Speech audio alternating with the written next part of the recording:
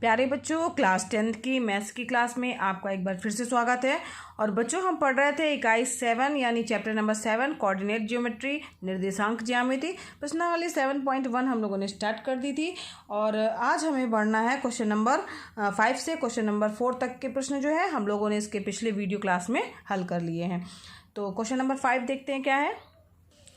पांचवा प्रश्न है बच्चों, किसी कक्षा में 4 मित्र बिंदुओं ए बी सी और डी पर बैठे हुए हैं। यहाँ पर देखिए एक चित्र भी बना हुआ है। तो यहाँ पर ए बी सी और डी जो है वो चार मित्र हैं जो इन बिंदुओं पर बैठे हुए हैं। चंपा और चमेली कक्षा के अंदर आती हैं और कुछ मिनट तक देखने के बाद चंपा चमेली से पूछती है, क्या तुम नहीं सोचती हो कि ए बी सी डी एक वर्ग है? चमेली से सहमत नहीं है। दूरी सूत्र का प्रयोग करके बताइए कि इनमें कौन सही है। ठीक है, ये 4 बिंदु हैं। ठीक, अलग अलग जो 4 बिंदु, क्या 4 बच्चे हैं, 4 फ्रेंड्स हैं जो कि अलग अलग बिंदुओं के द्वारा दिखाए गए हैं। उन बिंदुओं की स्थिति पर वो बैठे हुए हैं। तो 2 लड़कियां हैं, वो आती हैं और पूछती हैं। एक बोलती है कि नहीं, क्या ये भी सीडी वर्ग जैसा दिख रहा है? तो दूसरी बोलती है कि नहीं, ऐसा नहीं है। तो अब इसमें बात आई है वर्गाकार आकृति की बात आई है। तो वर्गाकार आकृति के लिए बच्चों क्या होता है कि वर्ग की जो है वो चारों भुजाएं आपस में बराबर होती हैं। यानी सारे बिंदुओं के बीच की दूरी अगर हम ज्ञात कर लें तो उन बिंदुओं की बीच की दूरी अगर हमें ज्ञात हो जाएगी और अगर वो बराबर आ रही है तो इसका मतलब है कि आकृति हमारी क्या है, एक वर्गाकार आकृति होगी। अगर नहीं आ रही है तो आकृति वर्गाकार नहीं होगी। तो यहाँ पर इन बिंदुओं के निर्देशांक जो है वो हमें ज्ञात करने जरूरी हैं। यहाँ पर अगर हम देखें बच्चों, चित्र की ओर ध्यान दीजिए। बिंदुओं के निर्देशांक की बात आ रही है। तो यहाँ बिंदु ए है, इसके निर्देशांक क्या हो जाएंगे? यहाँ पर ये समझ लीजिए एक्स अक्ष है और ये हमारा वाई अक्ष है। तो एक्स अक्ष पे दूरी क्या है, 3 है। तो उससे पहले 3 लिखेंगे, 3। ठीक है, और ये कॉमा वाई एक्स पे इसकी दूरी क्या है, जो बिंदु ए है उसकी दूरी क्या है, 4। तो 3,4 ये हमारा ए बिंदु का निर्देशांक हो गया। समझ में आ रहा है? इसी तरीके से हम दूसरे बिंदु बी का निर्देशांक ज्ञात करेंगे। तो एक्स अक्ष की दूरी यहाँ से कितनी है, 6, और वाई अक्ष की दूरी कितनी है, 7। तो ये 6, 7 जो है वो बी बिंदु के निर्देशांक हो गए। समझ में आ रहा बच्चों?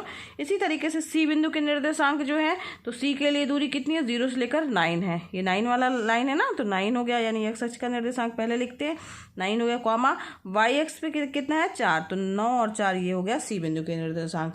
और इसी तरीके से डी बिंदु के निर्देशांक ज्ञात कर लेते हैं। तो डी बिंदु में एक्स अक्ष पे दूरी कितनी दी हुई है, 6, और वाई अक्ष पे दूरी कितनी दी हुई है, 1। तो ये हमारे पास ए बी सी डी बिंदु के निर्देशांक ज्ञात हो गए हैं। चलिए आइए प्रश्नों को हल करते हैं। सबसे पहले जो बिंदु हमारे पास प्राप्त हुए हैं वो हम लिखेंगे। तो आकृति से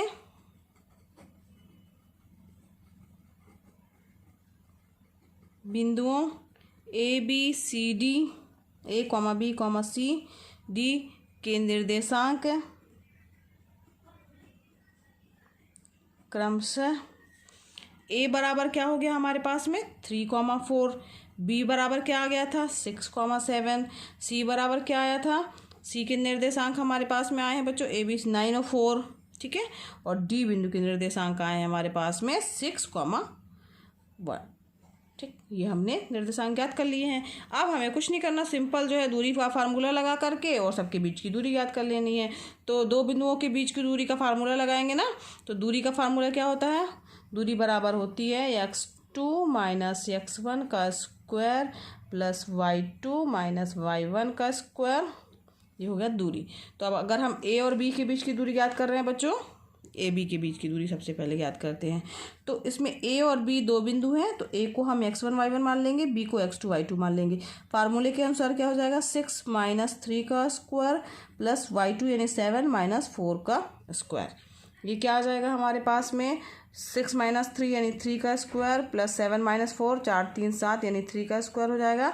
तो ये आ जाएगा 3 का स्क्वायर 9 प्लस 9 इक्वल टू कितना हो जाएगा, 18 हो गया। इसको हम लिख सकते हैं 9 दूनी 18 ना, तो ऐसे लिख सकते हैं। ये 9 जो है वो 3 का स्क्वायर है, तो 3√2 आ जाएगा। ये मात्रा का जाएगा क्योंकि इसकी कुछ मीटर सेंटीमीटर नहीं दिया गया। इसी तरीके से बच्चों हम दूसरे बिंदु के बीच की 2 बिंदु वो ए बी की दूरी हमने ज्ञात कर ली। अब हम बी सी की ज्ञात कर लेते हैं। तो बी सी बराबर क्या आ जाएगा, यहाँ पर भी वही फार्मूला लग जाएगा। तो बी और सी, यहाँ पर दो बिंदु कौन से हैं, बी है और सी है। तो बी बिंदु को x1 y1 मानेंगे बच्चों और सी बिंदु को x2 y2 मानेंगे। तब इस फार्मूले के अनुसार क्या हो जाएगा, 9 - 6 का स्क्वायर प्लस 4 - 7 का स्क्वायर। ठीक है, तो यहाँ पर आ जाएगा, हल करेंगे इसे, 9 में से 6 गया 3, 3 का स्क्वायर आ जाएगा और ये 4 3 7 माइनस में आएगा क्योंकि बड़ा अंक है उसके आगे माइनस लगा हुआ है। अब यहाँ पर 3 का स्क्वायर किया तो कितना आ जाएगा बच्चों, 3 का स्क्वायर 9 हो गया और यहाँ पर भी -3 का स्क्वायर करेंगे तो 9 आ जाएगा। यहाँ पर भी वह √18 आ जाएगा और इसको लिख सकते हैं हम 3√2 मात्रक। तो यहाँ पर बच्चों ए बी और बी सी तो देखिए बराबर आ रहे हैं ना। इसी तरीके से हम और दोनों, क्योंकि वर्गाकार आकृति के लिए चारों भुजाएं बराबर होनी चाहिए, तो और दो को भी टेस्ट कर लेते हैं। सी डी बराबर क्या हो जाएगा, इसी तरीके से यहाँ पर सी को x1 y1 मानेंगे, डी बिंदु को क्या मानेंगे, x2 y2, यानी 6 - 9 का स्क्वायर प्लस 1 - 4 का स्क्वायर। ये हो गया बच्चों -3 का स्क्वायर और प्लस -3 का स्क्वायर। 3 ये क्या हो जाएगा हमारे पास, 9 + 9, -3 का स्क्वायर 9 हो जाएगा, इसका भी 9। ये भी क्या हो गया, √18 यानी 3√2 मात्रक। यानी तीसरी भुजा भी हमारी क्या हो गई, बराबर प्राप्त हो गई सी डी। अब इसके बाद चौथी भुजा भी निकाल लेते हैं, डी ए। डी ए में भी इसी तरीके से करेंगे बच्चों। डी ए में यहाँ पर 6 - 3 का स्क्वायर हो गया प्लस 1 - 4 का स्क्वायर हो गया। दो बिंदुओं के बीच की दूरी का फार्मूला लगाया गया है। ये हो गया हमारे पास 3 का स्क्वायर और यहाँ पर प्लस 1 - 4 - 3 का स्क्वायर इक्वल टू क्या आ जाएगा, √9 + 9 इक्वल टू क्या हो जाएगा, √18। इसको लिख सकते हैं 3√2 मात्रक। अब क्या निष्कर्ष निकल के आ रहा है बच्चों, ए सबका मान कितना आ रहा है, 3√2। यानी कि क्या निष्कर्ष निकल के आया।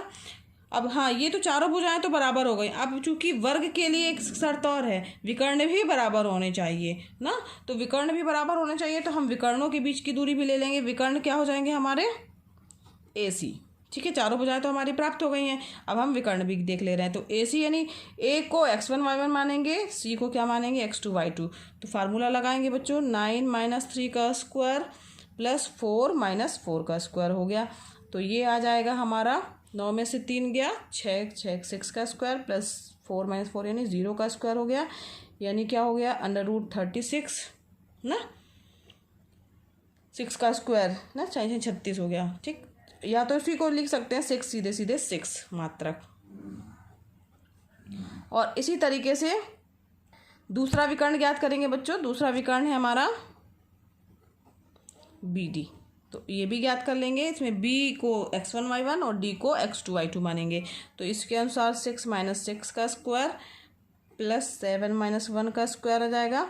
6 - 6 का स्क्वायर यानी क्या हो जाएगा, 0 का स्क्वायर प्लस 6, 7 में से 1 गया 6 का स्क्वायर आ जाएगा। यानी क्या हो जाएगा, √36 बराबर क्या आ जाएगा, 6 मात्रक स्क्वायर। ठीक है, तो यहाँ ध्यान दीजिए बच्चों, विकर्ण भी आपस में बराबर आ रहे हैं। ए सी भी 6 मात्रक आ रहा है, बी डी भी, यानी दो निष्कर्ष निकल के आ रहे हैं। तो ए बी, अतः ए बी बराबर बी सी बराबर सी डी बराबर डी ए। और क्या चीज़ निकल के आ रहा है, विकर्ण। जो विकर्ण है हमारे ए सी बराबर बी डी। ठीक है, तो चारों भुजाएं बराबर आ रही हैं और विकर्ण बराबर आ रहे हैं। अतः ए बी सी डी चतुर्भुज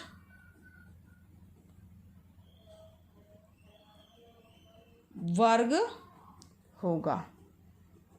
ठीक है, तो यही उसने पूछा था कि वर्ग है कि नहीं। तो ABCD चतुर्भुज क्या होगा, वर्ग होगा। समझ में आ गया बच्चों। आइए बढ़ते हैं क्वेश्चन नंबर 6 की ओर। छठवां प्रश्न है बच्चों कि निम्नलिखित बिंदुओं द्वारा बनने वाले चतुर्भुज का प्रकार यदि कोई है तो बताइए तथा अपने उत्तर के लिए कारण भी दीजिए। यानी हमें बताना है कि ये चतुर्भुज जो बन रहा है, यदि कोई प्रकार बन रहा है उसका, तो वो हमें बताना है और क्या उसका कारण है वो भी हमें बताना है। तो इसमें बच्चों 3 पार्ट दिए हुए हैं, 1 2 3। तीनों के लिए करने की प्रक्रिया वही है, हमें बिंदुओं के बीच की दूरी ज्ञात करनी है। ठीक है। और उसके बाद जो है बिंदुओं के बीच की दूरी ज्ञात करेंगे, फिर देखेंगे कि इसमें कौन सी मतलब शर्त लागू हो रही है। अगर चारों भुजाएं बराबर हैं तो वो चतुर्भुज कौन सा हो जाएगा, अगर कोई चारों भुजाएं बराबर और समकोण अगर मान लीजिए आ रहा है ना, कर्ण का वर्ग लंब के वर्ग और स्क्वायर के बराबर है, तो वो समकोण चतुर्भुज जो होगा वर्ग हो जाएगा। अगर मान लो एक सबकी दूरी जो है वो सभी बिंदुओं के बीच की दूरी क्या आ रही है, बराबर आ रही है, और ये तो करने में पता चलेगा कि दूरी कितनी आ रही है। तो हम इसका कौन सा पार्ट लेके चले, पहला, दूसरा, तीसरा।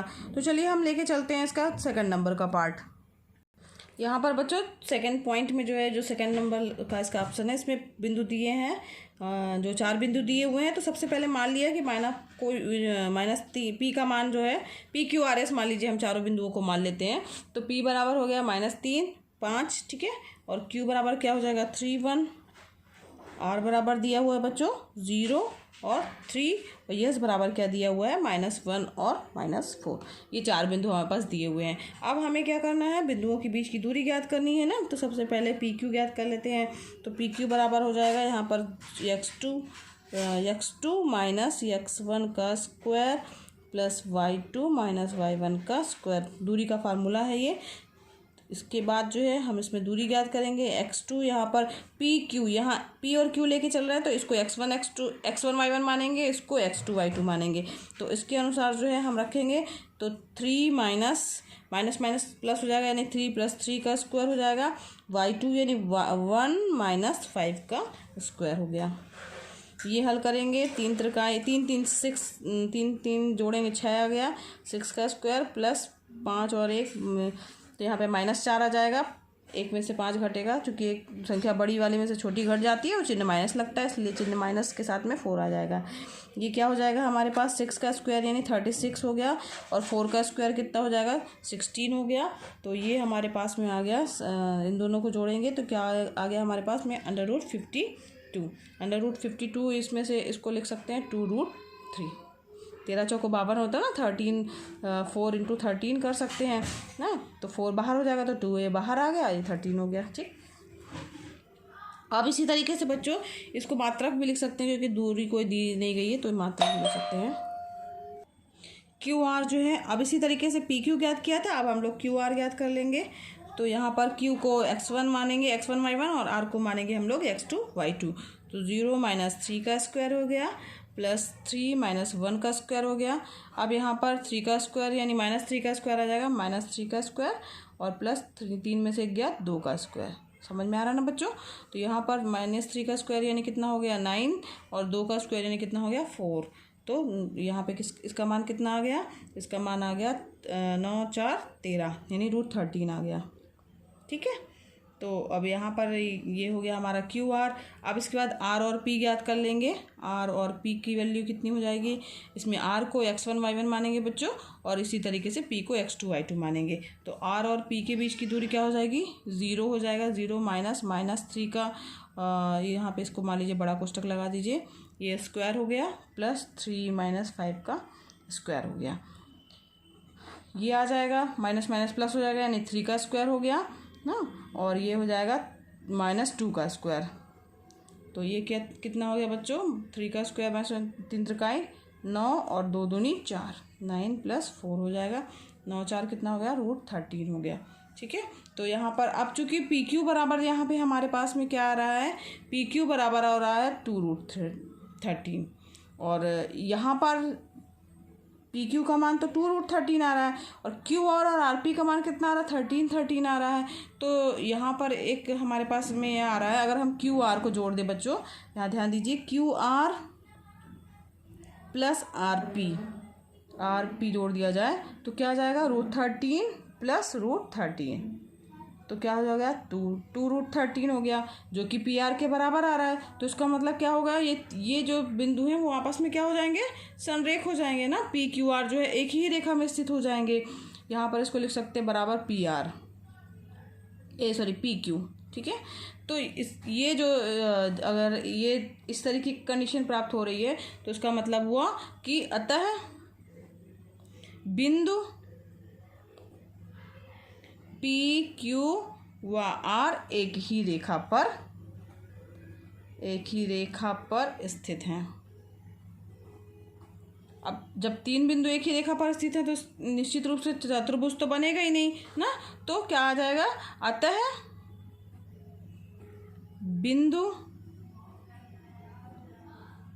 बिंदुओं P Q R व S से चतुर्भुज बनेगा ही नहीं, चतुर्भुज बनेगा ही नहीं। ठीक है, समझ में आ रहा बच्चों, ये चतुर्भुज ही नहीं बनेगा क्योंकि 3 बिंदु एक ही रेखा में आ जा रहे हैं तो चतुर्भुज बनेगा ही नहीं। तो इस तरीके से ये इसका हमने सेकंड पार्ट किया बच्चों। इसका फर्स्ट पार्ट और थर्ड पार्ट जो है वो आप लोगों का होमवर्क है, इसमें कुछ नहीं करना है, केवल आपको दूरी ज्ञात करनी है। और दूरी ज्ञात करने के बाद जो है वो देखेंगे कि कौन सी जो है वो कंडीशन फुलफिल हो रही है चतुर्भुज के लिए। ठीक, तो वो आप कारण लिखते हुए बताएंगे कि ये चतुर्भुज बन रहा है। और इस वाले में तो चतुर्भुज बन ही नहीं रहा है क्योंकि इसमें एक ही रेखा पर स्थित आ जा रहे हैं। ठीक है, तो बच्चों आज के लिए बस इतना ही, और इसके आगे के प्रश्न जो है हम नेक्स्ट वीडियो क्लास में हल करेंगे। बच्चों मेरा पढ़ाना पसंद आ रहा हो तो वीडियो को लाइक कीजिए। अगर आपने अभी तक मेरे चैनल को सब्सक्राइब नहीं किया है तो सब्सक्राइब कीजिए, और साथ ही अपने दूसरे फ्रेंड्स को शेयर कीजिए। ये वीडियो क्लासेस जो हैं एकदम ऑनलाइन क्लासेस जो हैं वो एकदम फ्री है, निःशुल्क है, तो आप भी इसका लाभ लीजिए और दूसरे बच्चों को भी प्रेरित कीजिए। मिलते हैं बच्चों आगे के क्वेश्चन के साथ में नेक्स्ट वीडियो में। धन्यवाद बच्चों।